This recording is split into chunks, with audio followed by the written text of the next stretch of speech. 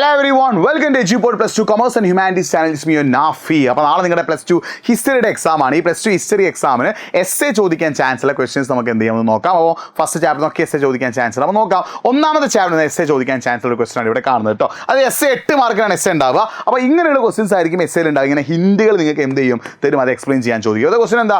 Analyse the features of urbanism in Mohenjodaro, areas to be considered. മോഹൻജദാരോയിലെ നാഗരികതയുടെ സവിശേഷതകൾ വിശകലനം ചെയ്യുക. എന്തൊക്കെയാണ് പറയേണ്ടത്? അവിടുത്തെ ഡ്രെയിനേജ് സിസ്റ്റം, അഴുക്കിച്ചാൽ സമ്പ്രദായത്തെക്കുറിച്ച് പറയണം, ഡൊമസ്റ്റിക് ആർക്കിടെക്ചർ, വാസ്തുവിദ്യയെക്കുറിച്ച് പറയണം, സിറ്റൽ കോട്ടയെക്കുറിച്ചും ഗ്രേറ്റ് ബാത്തിനെ കുറിച്ചും ഇത്രയും കാര്യങ്ങളെക്കുറിച്ച് എന്ത് ചെയ്യണം, എക്സ്പ്ലെയിൻ ചെയ്യണം. അപ്പോൾ ശ്രദ്ധിക്കണേ, എന്താണ് ഈ മോഹൻജദാരോ എന്ന് പറയുന്ന ഒരു പ്ലാൻഡ് അർബൻ സെൻറ്റർ ആണ്. ഒരു വളരെ അടിപൊളി ആയിട്ടുള്ള ഒരു നഗര കേന്ദ്രമായിരുന്നു എന്ത് മോഹൻജദാരോ എന്ന് പറയുന്നത്. സോ അവിടെ ടൗൺ പ്ലാനിങ് 2 ഭാഗങ്ങളുണ്ട്, citadel and lower town. West side അഥവാ പടിഞ്ഞാറ് ഭാഗത്തെ വിളിക്കുന്ന പേരാണെന്ത് സിറ്റർ അഥവാ കോട്ട. ഈസ്റ്റ് സൈഡ് അഥവാ കിഴക്ക് ഭാഗത്തെ വിളിക്കുന്ന പേരാണെന്ത് ലോവർ ടൗൺ അഥവാ കീഴ്പട്ടണം. പിന്നെ അതിൻ്റെ ഫീച്ചേഴ്സ് ഒക്കെ നിങ്ങൾ എന്ത് ചെയ്യുന്നത് പഠിച്ചു വെക്കുക. സിറ്ററിലാണ് എന്തുള്ളത്? ഗ്രേറ്റ് ബാത്ത്, അതേപോലെ തന്നെ ഗ്രാനറി, ദാനിപ്പുര പോലെയുള്ള പ്രധാനപ്പെട്ട കെട്ടിടങ്ങൾ എവിടെയാണ്? സിറ്ററിലാണ്. ലോവർ ടൗൺ അഥവാ കീഴ്പട്ടണത്തിൽ എന്താ?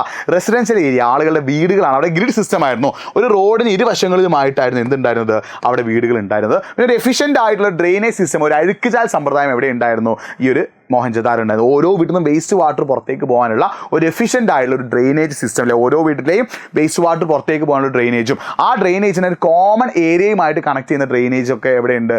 അന്നത്തെ ഒരു ഇവിടെ ഉണ്ടായിരുന്നു. പിന്നെ അത് എന്താണ്? അത് വൃത്തിയാക്കാൻ ആളുകളുണ്ടായിരുന്നു. അതിൻ്റെ മുകൾ ഭാഗം സ്റ്റോണിനെ കൊണ്ട്, പാറകൾ കൊണ്ട് എന്ത് ചെയ്തിരുന്നു? കവർ ചെയ്തിരുന്നു. ആ പോയിന്റ്സ് ഒക്കെ എന്ത് ചെയ്യുക, പഠിച്ചു വെക്കുക. പിന്നെ വെയർ ഹൗസ് ആയിരുന്നു അവിടുത്തെ ഏറ്റവും വലിയ ബിൽഡിംഗ് അല്ലേ, മോഹൻജദാരോയിലെ ഏറ്റവും വലിയ കെട്ടിടം ഏതായിരുന്നു? വെയർ ഹൗസ് അഥവാ ദാനിപ്പുരയായിരുന്നു. താഴ്ഭാഗം ഇഷ്ടികൾ കൊണ്ടും മുകൾ ഭാഗം മരം കൊണ്ടുമായിരുന്നു എന്ത് ചെയ്തിരുന്നത്? നിർമ്മിച്ചിരുന്നത്. പിന്നെ ഗ്രേറ്റ് ബാത്ത് പഠിച്ചു വെക്കാൻ, അവിടുത്തെ വലിയൊരു കുളിപ്പുരയാണ്, റെക്ടാങ്കുലർ ഷേപ്പിലുള്ള മഹത്തായ കുളിപ്പുരയാണ് എന്ത്? Great bath. അതിൻ്റെ സവിശേഷങ്ങൾ എന്ത് ചെയ്യുക, പഠിച്ചു വെക്കുക. അപ്പോൾ ഈ രീതിയിലുള്ള കാര്യങ്ങളൊക്കെ നിങ്ങൾ അതിലേക്ക് എന്ത് ചെയ്യണം, ആഡ് ചെയ്യണം. അവിടുത്തെ വീടുകളുടെ പ്രത്യേകതയും, വീടുകൾ എന്താണ്, അപ്സ്റ്റേഴ്സ് 2 നിലകളുള്ള വീടുകൾ ഉണ്ടായിരുന്നു, ആ കാര്യങ്ങളൊക്കെ എന്ത് ചെയ്യണം, അതിലേക്ക് ആഡ് ചെയ്യട്ടോ. ഓക്കെ, ഇനി രണ്ടാമത്തെ ചാപ്റ്ററിൽ എസ് എ ചോദിക്കാൻ ചാൻസ് ഉള്ള ഒരു ക്വസ്റ്റ്യൻ ഈ ഒരു ക്വസ്റ്റ്യൻ ആണ്. Analyse the main features of Mauryan administration system. Maurya ഭരണ സംവിധാനത്തിന്റെ പ്രധാന സവിശേഷത വിശകലനം ചെയ്യുക. അപ്പോൾ അതിൻ്റെ സോഴ്സസിനെ കുറിച്ച് പറയണം, 5 മേജർ പൊളിറ്റിക്കൽ സെന്റേഴ്സ് പറയണം, മിലിറ്ററി അഡ്മിനിസ്ട്രേഷൻ പറയണം, അശോക ദമ്മ. ഇത്രയും ടോപ്പിക്കുകൾ നിങ്ങൾ എന്ത് ചെയ്യണം, അവിടെ എക്സ്പ്ലെയിൻ ചെയ്യണം കേട്ടോ. അപ്പോൾ നിങ്ങൾ ശ്രദ്ധിക്കുക, എന്താണ്? ചന്ദ്രഗുപ്ത മൗര്യൻ എസ്റ്റാബ്ലിഷ് ചെയ്താണ് ഇത് മൗര്യ ഡൈനാസി. മൗര്യൻ ഡൈനാസിയെ കുറിച്ച് നമ്മൾ അറിയാൻ സഹായിക്കുന്ന എന്തിലൂടെയാണ്?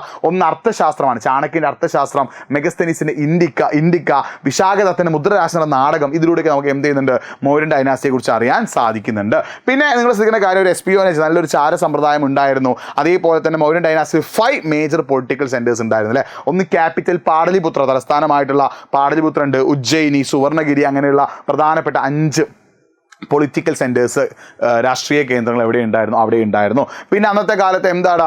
പിന്നെ സിറ്റി കൗൺസിൽ, അതായത് ക്യാപിറ്റലാണ് പാടലിപുത്ര, തലസ്ഥാനമാണ് പാടലിപുത്ര. അതിൻ്റെ കാര്യം നോക്കാനായിട്ട് ഒരു 6 സബ് കമ്മിറ്റികൾ ഉണ്ടായിരുന്നു. ഇതേപോലെ മൗര്യൻ ആർമി, മൗര്യൻ സൈന്യത്തിൻ്റെ കാര്യം നോക്കാനും എന്തുണ്ടായിരുന്നു? 6 സബ് കമ്മിറ്റികൾ, 6 ഉപകമ്മിറ്റികൾ ഉണ്ടായിരുന്നു. പിന്നെ എല്ലാത്തിനെയും ഹെഡ് ആരായിരുന്നു? രാജാവായിരുന്നു. ആ പോയിന്റ്സ് ഒക്കെ നിങ്ങൾ ഇതിലേക്ക് എന്ത് ചെയ്യണം? ആഡ് ചെയ്യണം. അങ്ങനെ ആഡ് ചെയ്ത് പോയിന്റ് ചെയ്താൽ മാത്രമേ നിങ്ങൾക്ക് എന്തുള്ളൂ, മാർക്ക് കിട്ടുള്ളൂ കേട്ടോ. ഓക്കെ, ഒരു കാര്യം നിങ്ങൾ എന്ത് ചെയ്യുക, മനസ്സിലാക്കി വെക്കും. പിന്നെ അശോകനായിരുന്നു അവിടുത്തെ ചന്ദ്രഗുപ്ത മൗര്യൻ കഴിഞ്ഞ മറ്റൊരു പവർഫുൾ റോൾ. പക്ഷേ during the war of Kalinga, അല്ലെങ്കിൽ after the war of Kalinga യുദ്ധത്തിന് ശേഷം അശോകൻ എന്ത് ചെയ്യാണ്? മനംമാറ്റം ഉണ്ടാവുകയും പിന്നെ എന്ത് ചെയ്യാണ്? ബുദ്ധമതം സ്വീകരിക്കുകയും അഹിംസയുടെ പാത സ്വീകരിക്കുകയും ചെയ്തിട്ടുള്ള ആളാണ് ആര്? അശോകൻ. പിന്നെ ഇതിന് എസ് എ ചോദിക്കാൻ ചാൻസ് ഉള്ളത് ഒന്ന് അൽ ബിറൂനിയാണ് കേട്ടോ. അൽ ബിറൂനി എക്സാമിന് എന്ത് ചെയ്യാൻ ചാൻസ് ഉണ്ട്? എസ് എ ചോദിക്കാൻ ചാൻസ്. അതേപോലെ ഇബ്നു ബത്തൂത്ത, അൽ ബിറൂനിയും ഇബ്നു ബത്തൂത്തയും എക്സാമിന് എന്ത് ചെയ്യാൻ ചോദിക്കാൻ ചാൻസ് ഉണ്ട്? എസ് എ ചോദിക്കാൻ ചാൻസ് ഉണ്ട്. വളരെ വളരെ ഇമ്പോർട്ടൻ്റ് ആണ്, പഠിച്ചു വെക്കണേ. അൽ ബിറൂനി അദ്ദേഹം ഇന്ത്യയിൽ എത്തിയ ശേഷം പ്രശ്നങ്ങൾ, കിതാബ് അൽ ഹിന്ദിൽ പറഞ്ഞ കാര്യങ്ങൾ, അൽ ബിറൂനി ഇന്ത്യയെക്കുറിച്ച് പറഞ്ഞ കാര്യങ്ങളൊക്കെ എന്ത് ചെയ്യും? എസ് എ ആയിട്ട് ചോദിക്കും. ഇബ്നു ബത്തൂത്തയെ കുറിച്ച് എസ് എ ചോദിക്കുകയാണെങ്കിൽ ഗ്ലോബ് ട്രോട്ടർ, ആഗോള സഞ്ചാരിയാണ് ഇബ്നു ബത്തൂത്ത. അപ്പോൾ ഇബ്നു ബത്തൂത്ത സഞ്ചരിച്ച സ്ഥലങ്ങൾ, റിഹിലയുമായിട്ട് ബന്ധപ്പെട്ട കാര്യങ്ങൾ, ഇന്ത്യയിലെ കമ്മ്യൂണിക്കേഷൻ സിസ്റ്റം, വാർത്താവിനിമയ സമ്പ്രദായത്തെക്കുറിച്ചിട്ടും ഇന്ത്യയിലെ സിറ്റീസ്, നഗരങ്ങളെക്കുറിച്ചിട്ടും പറഞ്ഞത് ആരാണ്? ഇബ്നു ബത്തൂത്തയാണ്. അതിനെക്കുറിച്ചിട്ടൊക്കെ എന്ത് ചെയ്യും? ഡീറ്റെയിൽ ആയിട്ട് എക്സ്പ്ലെയിൻ ചെയ്യാൻ ചോദിക്കും. അപ്പോൾ ഈ ഒരു കാര്യങ്ങൾ നിങ്ങൾ എന്ത് ചെയ്യുക, മനസ്സിലാക്കി വെക്കുക. അപ്പോൾ ഈ 4 ടോപ്പിക്കാണ് എസ് എ ചോദിക്കാൻ ഏറ്റവും ഇമ്പോർട്ടൻ്റ് ആയിട്ടുള്ളത്. അപ്പോൾ ഇത്ര അപ്ഡേറ്റ്സിനായിട്ട് നമ്മുടെ യൂട്യൂബ് ചാനൽ സബ്സ്ക്രൈബ് ചെയ്യുക. nafi.edu എന്ന ഇൻസ്റ്റാഗ്രാം പേജിലേക്ക് നിങ്ങൾക്കൊന്ന് മെസ്സേജ് അയക്കുക. എന്തെങ്കിലും ഡൗട്ട് ഉണ്ടെങ്കിൽ പേജ് ഒന്ന് ഫോളോ ചെയ്ത് വെച്ചോ. അപ്പോൾ ഇത്ര അപ്ഡേറ്റ്സിനായിട്ട് നമ്മുടെ ചാനൽ സബ്സ്ക്രൈബ് ചെയ്യുക. വീണ്ടും കാണാം. It's me Nafi signing off. By.